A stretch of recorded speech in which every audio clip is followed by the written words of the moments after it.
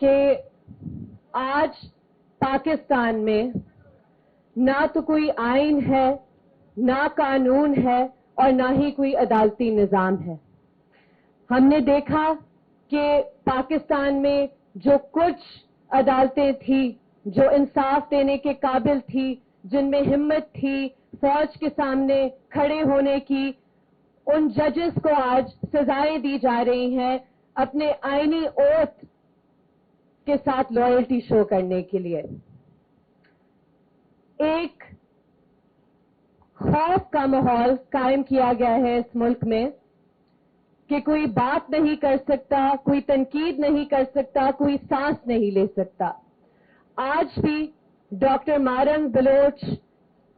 اور تمام be Y سی کی قیادت، ان کی لیڈرشپ 4 مہینے سے زیادہ ناحق جیل میں بند ہے. 3 مہینے ایم پی او جو کہ ایک کالونیل قانون ہے اس کا غلط استعمال کرتے ہوئے انہیں ناحق قید کیا گیا. آج وہ کسی دہشت گردی یا کسی اور مقدمے میں ان کی گرفتاریاں ہوتی جا رہی ہیں، جس طرح علی وزیر اور پی ٹی ایم لیڈرشپ کے ساتھ ماضی میں ہوا اور آج بھی ہو رہا ہے. اس لیے یہ بہت خوش آئند بات ہے کہ ادھر میرے ساتھ ڈاکٹر مارنگ بلوچ کی بہن بیٹھی ہوئی ہیں، ادھر پی ٹی ایم کی لیڈرشپ بیٹھی ہوئی ہے، کیونکہ یہ وہ آوازیں ہیں جو پیریفریز، جو ہم کہتے ہیں پیریفریز پاکستان کی، ان کے مسائل مین اسٹریم تک لاتے ہیں. ہمیں طے کرنا ہوگا کہ ہماری ریاست کیا ہے. ادھر کہا جاتا ہے کہ اگر آپ فوج پر تنقید کریں تو آپ غدار ہیں، آپ ریاست مخالف بیانیہ بولتے ہیں. لیکن سب سے پہلے تو ہمیں فیصلہ کرنا ہوگا کہ ایک ریاست ہے کیا. ریاست کیا ایک ڈپارٹمنٹ ہے جس نے اپنے آپ کو 70 سالوں سے ہم پر حاوی کیا ہوا ہے، مسلط کیا ہوا ہے، جو بلوچ اور پشتون وسائل پر قابض ہے، جو ٹارگٹ کلنگ میں ملوث ہے، جبری گمشدگیوں میں ملوث ہے، مارو پھینکو پالیسی میں ملوث ہے. کیا یہ ریاست ہمیں قابل قبول ہے؟ ریاست وہ ہوتی ہے جو عوام کے لیے طاقت ایک ٹرسٹ کے طور پر رکھے، ایک ٹرسٹ کے طور پر ایکسرسائز کرے. اس لیے بہت ضروری ہے کہ جب ہم آئین کے تحفظ کی بات کرتے ہیں تو سب سے پہلے ہم آئین کی بحالی کی بات کریں، جمہوریت کی بحالی کی بات کریں. کیونکہ آج جو پاکستان میں صورتحال ہے، کوئی بھی شخص محفوظ نہیں. یہ پریکٹسز جبری گمشدگیوں کی شروع ہوئی سندھ میں، پھر بلوچستان میں، پھر پختونخوا میں، اور آج پنجاب اور اسلام آباد بھی اس سے محفوظ نہیں. کچھ ریڈ لائنز ہیں جو تمام سٹیک ہولڈرز کو ڈیفائن کرنی ہوں گی. اگر وہ لوگ جو آج جس طرح ہم نے دیکھا ہے پاکستان کی تاریخ میں کہ جب اپوزیشن میں لوگ ہوتے ہیں وہ کہتے ہیں کہ ہم ان ایشوز پر بات کریں گے، لیکن جب اقتدار میں آتے ہیں تو وہی لوگ شہباز شریف، مریم نواز جو آج اقتدار میں ہیں، بلاول بھٹو، وہ بھول جاتے ہیں ان بلوچ ماؤں کو، بیٹیوں کو، پشتون تحفظ موومنٹ کے رہنماؤں کو، ان کے کارکنان کو. 4000 لوگ جو پی ٹی ایم سے آج بھی یا تو جبرن لاپتہ ہیں یا جیلوں میں بند ہیں. میں اپنی بات کا اختتام اس ریکویسٹ سے کروں گی کہ بہت دیر ہم نے یہ کوشش کی کہ ہم اپنے اپنے سائلوز میں مزاحمت کریں. ہم سب کو مل کر وکلا کو، بارز کو، مظلوم محکوم آوازوں کو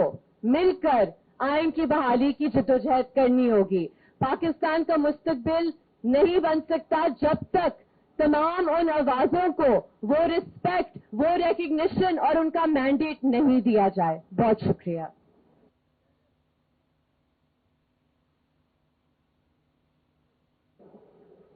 بہت شکریہ.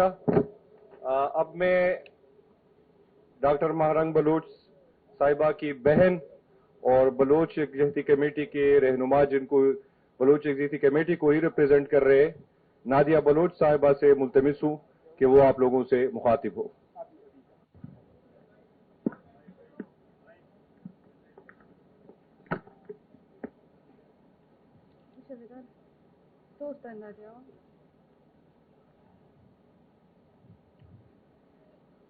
السلام علیکم. آج یہاں پہ جتنے بھی صحافی حضرات ہیں، سیاسی کارکن ہیں یا سیاسی پارٹیاں ہیں، میں ان سب کا شکریہ ادا کرنا چاہتی ہوں کہ انہوں نے ہمیں اسلام آباد جیسے شہر میں دعوت دی اور سننے کا موقع دیا. لیکن مجھے حیرانگی نہیں ہوگی اس بات پہ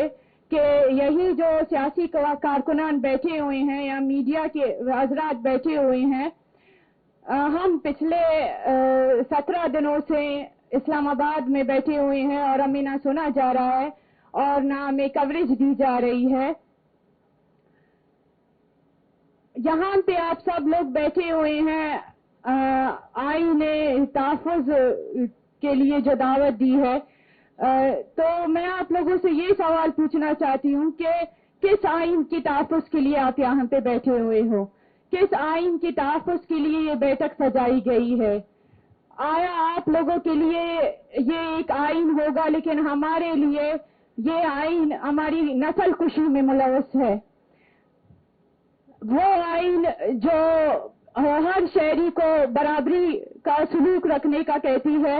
لیکن یہی آئین ہمیں بلوچوں کو پچھلے 75 سالوں سے ہمیں غلام کر کے رکھا ہوا ہے.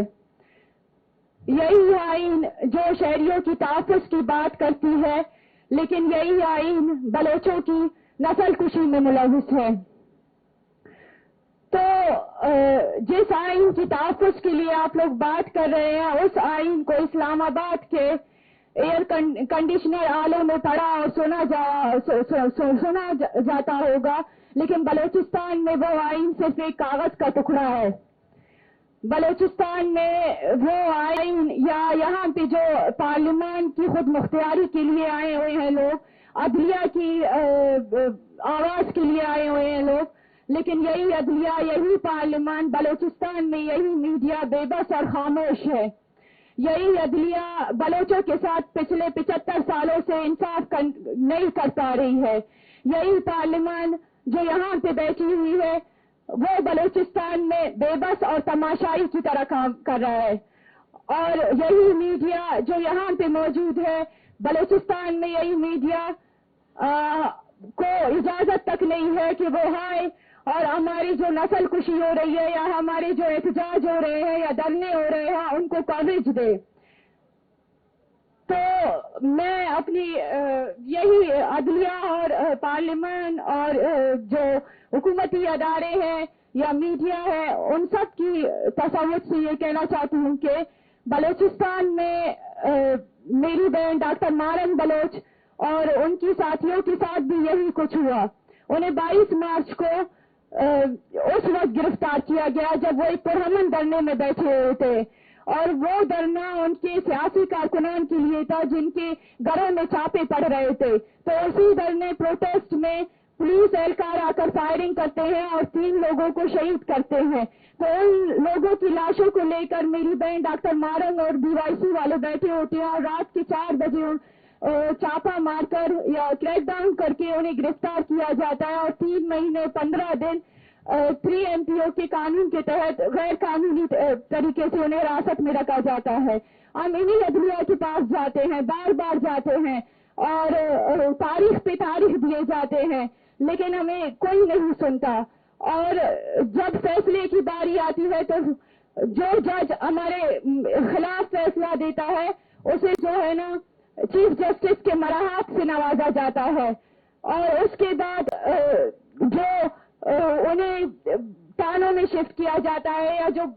بے بنیاد FIRs ہیں ان کے تحت گرفتار کیا جاتا ہے. یہ سب کچھ اسی لیے کیا جا رہا ہے کہ میری بہن یا ان کے جتنے بھی ساتھی ہیں یا ان کی پارٹی ہے، وہ بلوچستان میں ہونے والی پچھلے جتنے سالوں سے جو ظلم اور جبر ہو رہی ہے ان کے خلاف ووٹے ہیں. انہوں نے آواز بلند کیا ہے اور دنیا کو بتایا ہے کہ آئیں دیکھیں کہ پاکستان اور پاکستان کے جو ریاستی ادارے ہیں وہ کتنے سالوں سے بلوچستان پہ کیا کیا ظلم کر رہے ہیں. اور جب بھی گمشدگیاں ہے، ماروائے عدالت قتل ہے، فیک انکاؤنٹرز ہے، لاشیں ہیں، اجتماعی لاشیں ہیں، اجتماعی قبریں ہیں، اجتماعی درد ہے جو ہم پچھلے 75 سالوں سے سہ رہے ہیں. پچھلے 75 سالوں سے ہم اس درد کو ہماری نسلوں نے برداشت کیا، ہم برداشت کر رہے ہیں. لیکن قانون آئین اور جو پارلیمنٹ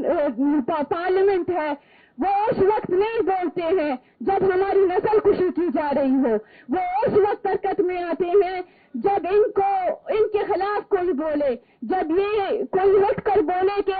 آپ کا عدلیہ کہاں ہے، آپ کا قانون کہاں ہے، آپ کا آئین کہاں ہے، تو یہ وہ اس وقت حرکت میں آتے ہیں جب ان کو جھنجھوڑنے کے لیے کوئی آواز بلند کرے۔ اور میں یہی کہنا چاہتی ہوں کہ ہم پچھلے 17 دنوں سے اسلام آباد میں اس وجہ سے بیٹھے ہیں کہ بلوچستان میں ہمیں سنا نہیں گیا، بلوچستان میں میڈیا بلیک آؤٹ ہے، بلوچستان میں جو حکومتی نمائندے ہیں وہ ریاست کے پالے ہوئے ٹٹو ہے، یا ہم یہ کہہ سکتے ہیں کہ وہ یہ حیثیت ہی نہیں رکھتے کہ وہ آئیں اور ہمارے مسئلوں کو حل کرے۔ جب ہم یہاں پہ آئے، جب ہم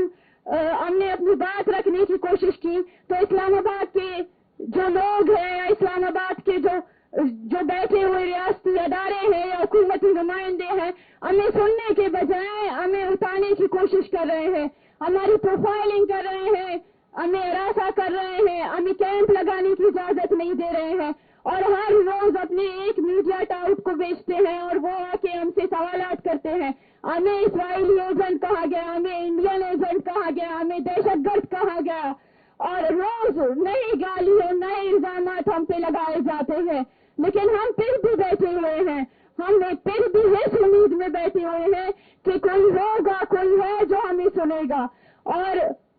اگر ہمیں یہاں سے آج نہیں سنا گیا، اگر ہم یہاں سے آج خالی ہاتھ لوٹے، پھر شاید کوئی بھی نہ ہو جو اسلام آباد کی طرف رخ کرے، پھر کوئی بھی نہ ہو جو عدلیہ اسٹیٹ کی جو آئین اور قانون ہے اس پہ یقین رکھے۔ تو میں یہاں پہ بیٹھی ہوئی جتنے بھی سیاسی ورکرز ہیں، سیاسی پارٹیاں ہیں، اور جو عالمی میڈیا ہے یا انٹرنیشنل میڈیا ہے، نیشنل میڈیا ہے، ان سب سے درخواست کرتی ہوں کہ آپ جو یہاں پہ میڈیا کے لوگ ہیں، جو کیمریز ہیں، وہ اسی کیمپ جو ہمارا کیمپ لگا ہوا ہے اسی سڑک سے گزرتے ہیں، ان کی گاڑیاں گزرتی ہے، لیکن وہ ایک دن بھی ہمت نہیں کرتے کہ وہ آئے ہم سے پوچھے کہ آپ یہاں پہ کیوں بیٹھے ہوئے ہیں، وہ ہمیں کوریج دینے کی ہمت نہیں کرتے، وہ آپ آئے ان ماؤں سے ان کا درد پوچھے۔ کچھ لوگ ہیں جو ہمت کر کے آ کے پوچھتے ہیں ان ماؤں سے، ان سے سوال کرتے ہیں کہ آپ لوگوں کے بیٹے 10-10 15-15 سالوں سے لاپتہ ہے، 10-10-15 سال کیا ہے، ہم تو کئی سالوں سے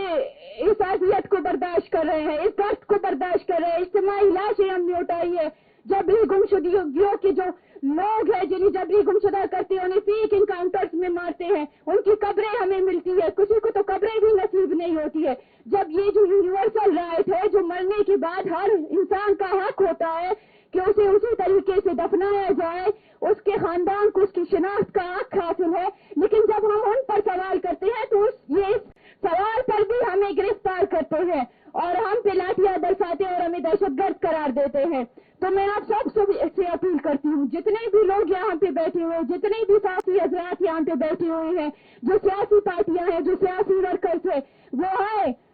ہمارے کیمپ میں، ان ماؤں سے ان کا درد پوچھے، اور جو حکومتی نمائندے ہیں جو پاور میں ہیں ان سے جا کے کہیں کہ سننے سے کچھ نہیں ہوگا، مسئلے تو حل کرنا دور کی بات ہے اور ہمیں پتا ہے کہ آپ حل بھی نہیں کر سکتے، لیکن آپ اپنا دل تو بڑا کریں، آئیں ہم سے پوچھیں تو صحیح۔ اور میں کل دوبارہ جو ہے نا ڈاکٹر مہرنگ اور BYC کی جو باقی قیادت ہے ان کی ہیئرنگ ہوگی 2 اگست کو، اور مجھے یقین ہے کہ یہ جو عدالتی نظام ہے پورا بک چکا ہے، یہ دوبارہ ریمانڈ پہ بھیجیں گے اور اسی طرح طول دیں گے کہ ان کو بند رکھنے کا بھی، اور ایسے FIRs ہے جن پہ چارجز ہی نہیں بنتے ہیں، جو اسپیچ کے بیاف پہ ان کے خلاف FIR کیے گئے ہیں یا پروٹیسٹ کے، اور وہ سب کچھ میڈیا میں موجود ہے، لیکن انہی چیزوں کو میڈیا کے اندر جو ٹولہ بیٹھا ہوا ہے وہ توڑ مروڑ کر میری بہن اور BYC کے قیادت کے خلاف استعمال کر رہے ہیں کہ یہ دہشت گردوں کی پروکسیز ہیں، یہ فلان کی پروکسیز ہے۔ اگر پروکسیز ہے تو آپ 3 مہینے 15 دن MPO کے قانون کے تحت کیوں رکھتے ہیں؟ آپ کے پاس اگر ثبوت ہے تو آپ اپنی عدالتوں میں پیش کیوں نہیں کر رہے ہیں؟ آپ بے بنیاد FIRs کو کیوں نہیں رکھا ہوا ہے؟ آپ کے پاس ثبوت نہیں ہے جو آپ میڈیا کے ذریعے پروپیگنڈا کر رہے ہیں۔ اگر آپ مجھے کہہ رہے ہیں کہ میں چور ہوں تو اس چیز کو آپ کو ثابت کرنا ہے، مجھے ثابت کرنے کی ضرورت نہیں ہے. تو میں آپ سب لوگوں سے درخواست کرتی ہوں کہ آپ لوگ آئیں، ہمارے کیمپ کا دورہ کریں، ان ماؤں کا درد سنیں. شکریہ. ہمیں فالو کریں سوشل میڈیا پر اور وزٹ کریں ہماری ویب سائٹ گاؤں نیوز. ہر لمحہ ہر خبر آپ کے ساتھ. دیکھتے رہیے گاؤں نیوز دیٹ میٹرز.